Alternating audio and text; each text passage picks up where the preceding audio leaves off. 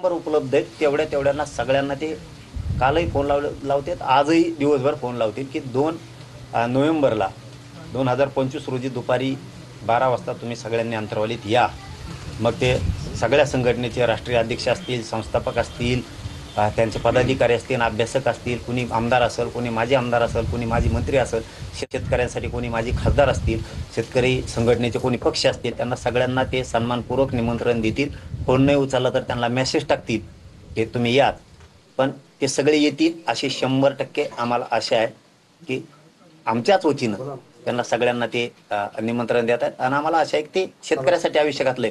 सगळे शेतकरी संघटनेचे पदाधिकारी 100% अंतरवालीत येतील. पण अशी काही चर्चा झाली का तुमच्या? हो, आम्ही आजही बोलणार आहे. मी शेट्टी साहेब असतील किंवा तुपकर साहेब असतील किंवा खोत भाऊ असतील, सदाभाऊ खोत भाऊ असतील, पाशा पटेल भाऊ असतील, आणखीन ते जयंत पाटील साहेब असतील.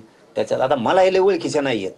आपले ते धोंडगे साहेब असतील, असे बरेच ते चटक साहेब आहेत. ते दुसरे आपले काल ते आजारी आहेत म्हणलेले ते विजय जामनगे, हा विजय दादा असतील, ते असे बरेचसे आहेत त्यांचे. पण काहीला काय वाटून पुन्हा एकच नाव घेतलं मग आमचं नाव नाही घेतलं, मग आम्ही नव्हतो.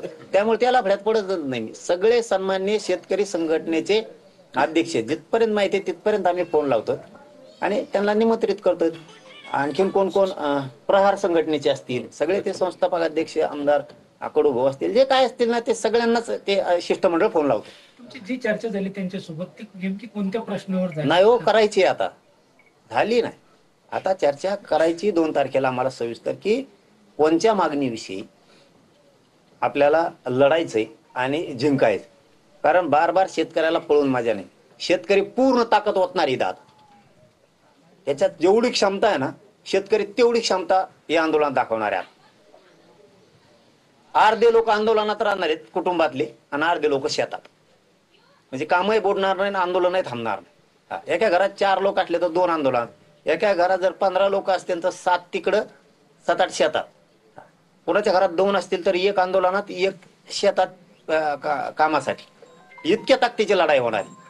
पुन्हा असं आंदोलन देशाने बघितलं नसतं, शांततेत होणार. पण शेतकऱ्याच्या पदरात न्यायच पडणार. कसा पडत नाही ते आम्ही बघतो. फक्त यांनी येणं गरजेचं आहे. पाटील, तुम्ही आता बोललेत की महाराष्ट्रातल्या बरोबरच राज्यातील देशातील सुद्धा नेत्यांनी इथे यावं. तसं हरियाणा, पंजाब या राज्यातल्या नेत्यांशी काही चर्चा? देशातले नाही म्हणलं मी, राष्ट्रीय अध्यक्ष. म्हणजे आता जालन्यातली जरी संघटना असली तरी ते राष्ट्रीय अध्यक्ष आहे. कारण त्यांचं कार्यक्षेत्र देशभर वाढवण्यासाठी त्यांना प्रत्येकाला राष्ट्रीय अध्यक्ष, कोणाला संस्थापक अध्यक्ष असे नावं लागले आहेत. त्यामुळे राष्ट्रीय अध्यक्ष राष्ट्रातले, देशातले नाही बोलवत आम्ही, फक्त महाराष्ट्रात. पाटील, आता सरकारनं राज्यामध्ये जे शेतकऱ्यांचं नुकसान झालं होतं त्यावर दिवाळीपूर्वी नुकसान भरपाई देण्याचं आवाहन केलं होतं. मात्र अद्यापपर्यंत तुम्ही ज्या जालना जिल्ह्यातून आंदोलन करतायत तिथल्या शेतकऱ्यांना अद्यापपर्यंत मदत पोहोचलेली नाही. तुम्ही सुद्धा त्यावरती टीका केली होती की आता हा तात्पुरता आनंद आहे, त्यांचे कपडे फाडण्याशिवाय. हा, म्हणूनच हे आपण आता आंदोलन उभा करायचं ठरवलं. शेतकऱ्यांना न्याय नाही मिळू शकत. हे फक्त निवडणुकापुरतं फसवत राहणार आणि त्यांच्या प्रॉपर्ट्या साबित राहण्यासाठी काम करतायत नेते. त्यांची प्रतिष्ठा, आमदार, मंत्रीपद साबित राहण्यासाठी काम करतायत. आपल्या प्रतिष्ठेसाठी शेतकऱ्याच्या कोणीच काम करत नाही. प्रत्येक जण फक्त आशा लावतो, तुम्हाला हे देऊन ते देऊ, देत नाहीत. 3-3, 4-4 वर्षाचे विमा पडलेत. 3-3, 4-4 वर्षाच्या नुकसान भरपाई तशाच पडल्यात. आणखी इकडं हमी भाव केलाय 7-8 हजार 9 हजार काय हमी भाव असेल त्यांचा. इथं जिनिंगला कशाला गेलं की 3,500 4,000 यायचा हमी भाव. तिकडं सांगत 7-8 हजार आहे आणि इकडे येते म्हणजे 3800 कापूस द्या, 2,500-3 हजारांनी सोयाबीन द्या आणि तिकडे भाव वेगळे. ही काय मिस्टेक चालली तेच बघायचं आहे आंदोलनात. दुधाला कसा भाव वाढत नाही, कांद्याला कसे वाढत नाहीत, फळबागाला कसे वाढत नाहीत, भाजीपाल्याचे भाव कसे वाढत नाहीत, आमचे कसं काय वाढत नाहीत, मालाचे भाव कसं काय वाढत नाही. माल म्हणजे सगळे आले आत, शेतीमाल हे कसं काय वाढत नाही हे बघायचं आम्हाला. कर्जमुक्ती कसं काय होत नाही बा, ह्या बारीनं बघायचे. कोण करीत नाही. आणि तेव्हा महाराष्ट्रातल्या शेतकऱ्यांची कर्जमाफी न करता आमच्या छाताडावर कोणचा नेता महाराष्ट्रात हिंडतोय तेच आम्हाला बघायचं.